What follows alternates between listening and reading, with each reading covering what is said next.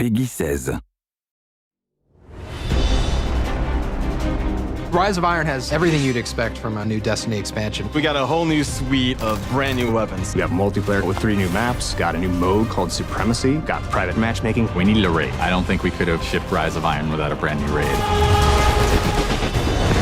Tons of new armor, tons of new gear. There's a story campaign with characters and cinematics. New public events, new patrols, and new secrets to uncover.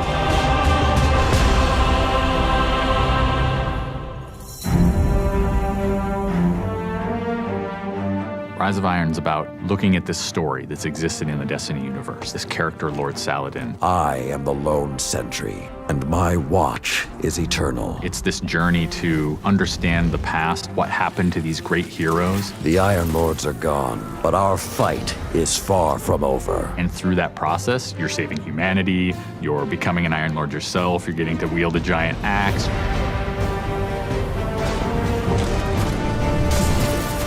The idea of playing through a blizzard is something that we've never tried, and you're going to see that in Fellwinter Peak. Fellwinter Peak is very interesting because we've never had the player fighting through a social space before. When you walk in there for the first time and the fire's lit and it's just casting glow up onto these 8 heroes, you've been holding their weapons for 2 years. When we can take those elements of Destiny and put them all together into one coherent moment, I think is awesome.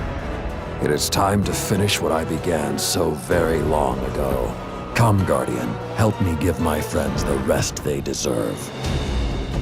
This is the Guardian's journey with Saladin. He's sending you out into kind of a land that's been forgotten in the Cosmodrome. You're going into Earth, but it's changed, it's actually expanded. You'll see the plague lands, post-apocalyptic sky, there's lava welling up from the ground. We know the devils have been digging into the Cosmodrome for years. They've been looking for something. Well, what they found is Siva. It is a nanotechnology that can be used to shape things, but they're not trying to use it to build, they're trying to use it to destroy. They've started mutating their bodies, turning themselves into giant monsters, transforming the landscape, even of the Cosmodrome, into this horrible, burning fortress world. Hell's loose in old Russia. Every second we stand here, Siva's influence spreads and the Devil Splicers grow more powerful. Keep fighting, Guardian.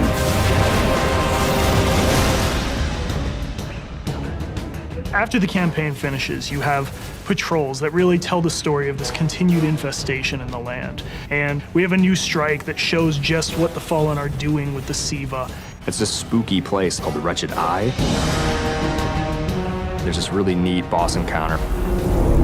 A fallen captain has plucked an eye out of an ogre, affixed it to his weapon, and he's using that to sort of tase you out of your rat hole while this blind ogre just walks around trying to crush you. We also have a few reprise strikes that we're bringing back for players.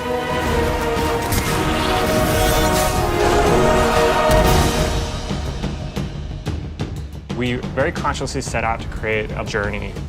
This is arc of claustrophobia, space inside the wall.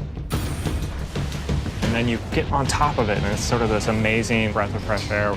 You get this vista from the Cosmodrome, it's lit on fire, and there's this death Zamboni who's just trying to crush your bones to dust. This giant machine with a ball arm, spikes on it. What does it mean in a raid when you got to run? I actually want that tension to exist. There's something really emotionally powerful about going in on a journey, reaching to the top of the mountain, and then crashing back down, confined once again. I think players had a lot of fun when they played Court of Oryx on the Dreadnought, and so we wanted to create a similar type of experience in the Plague Lands, give it this different theme. You ready for this? Almost Thunderdome, Mad Max kind of feel, where you jump into the ring and the walls get closed off and then it's just fallen start pouring out. Here they come. And you get a giant flaming axe and you just start beating the crap out of guys.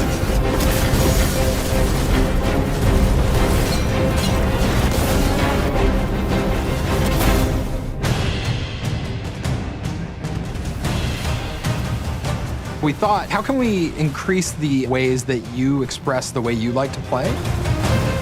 And what we came up with was putting different talents on the artifacts. The artifacts are these relics of the fallen Iron Lords. So you'll quest to earn one of those, and then your last step of that is taking that artifact to the statue of the fallen Iron Lord, fully empowering that for you to use as a player. Whether it's negating all the dot damage in the Crucible, or whether it's infinite sprint, or turning Fallen onto your side. Which is really, really cool, by the way. The artifacts that Tyra offers change every week. So there will always be something new and exciting for players following the campaign.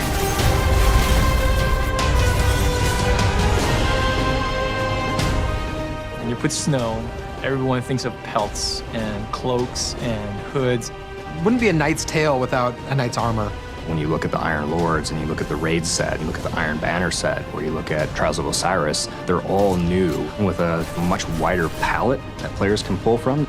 And when you throw ornaments on top of all that, we're going to see a lot more variety in gear. So the ornament system is this really cool thing that lets you take some of your favorite pieces of gear and then you customize this weapon the way you want it to be. You got your raid weapons, you got your Iron Banner, we got new exotics, old exotics. Do you like sidearms? We got all the sidearms this time around. Galahorn, enough said. Coming to the Crucible and Rise of Iron is a new game type called Supremacy. Defeat your enemy, claim their crest. It's a fast-paced 6v6 game mode where every kill you get, Guardian drops a crest. Picking up the crest gives you points. Their glory goes to you, Guardian.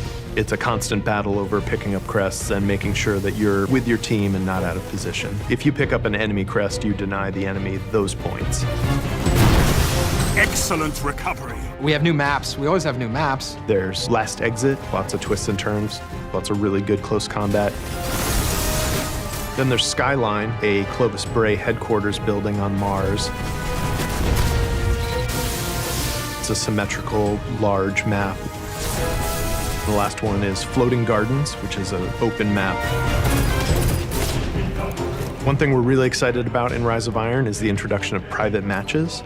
Can't wait to see what people are going to do. They're going to go fire up whatever match they want, play with their friends, host tournaments, have fun arcadey games. They don't have to worry about our matchmaking stuff. They can do it all themselves.